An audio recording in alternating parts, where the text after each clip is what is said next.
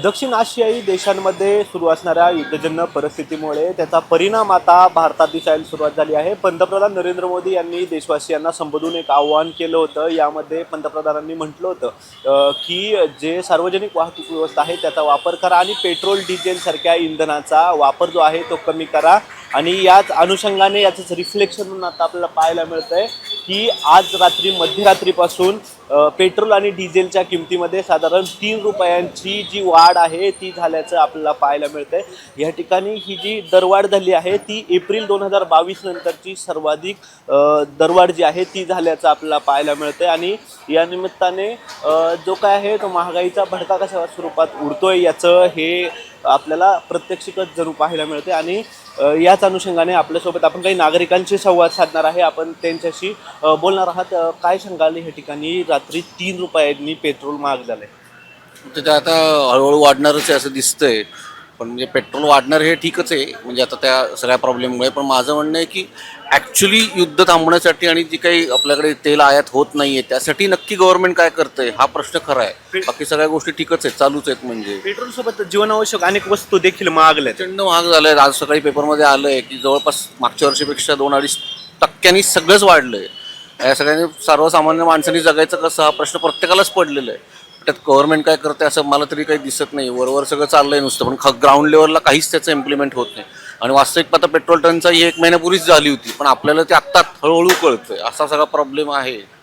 I don't know काय करायचं. एकंदरीत जर आपण पाहिलं तर नागरिकांच्या या प्रतिक्रिया आपल्याला पाहायला मिळत आहेत. गेल्या अनेक दिवसापासून कुठेतरी चावल लागली होती की अशा स्वरूपाची दरवाढ जी आहे ती पेट्रोल संदर्भात आपल्याला पाहायला मिळेल. मात्र जर आता आपण पाहिलं तर या ठिकाणी 3 रुपयाची जी दरवाढ आहे ती 2022 नंतर इतक्या मोठ्या स्वरूपात पहिल्यांदा ही दरवाढ झाल्याचं आपल्याला या ठिकाणी जे आहे ते पाहायला मिळतंय. पंपावर देखील गर्दी आहे, कारण अजून किती स्वरूपात पेट्रोल वाढेल याची काही शाश्वती नाही. त्यामुळे नागरिक जितकं काही आहे ते पेट्रोल आपल्या गाडीमध्ये भरून घेत आहेत.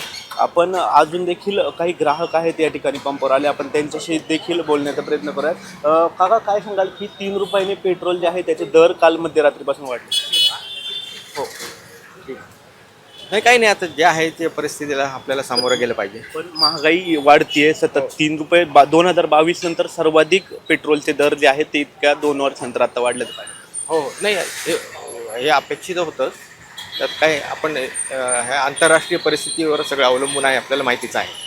त्यामुळे आपलं पण याला अनुसरून पंतप्रधानांनी आवाहन केलं होतं की तुम्ही सार्वजनिक वाहतूक व्यवस्था अवलंबावी. मग आता दरवाढ झाली आहे, मग तुम्ही बदल करणार आहे का तुमच्याकडे? हो, आपण शक्यतो गाड्यांचा वापर कमी करणं, शक्य असेल तिथं चालत जाणं, जेवढं आपल्या हातात आहे तेवढं आपण करणार आहोत. आपण काही अजून नागरिकांशी बोलण्याचा प्रयत्न करूयात. काय सांगाल या ठिकाणी 3 रुपयाने पेट्रोल जे आहे ते रात्रीपासून महाग झालंय?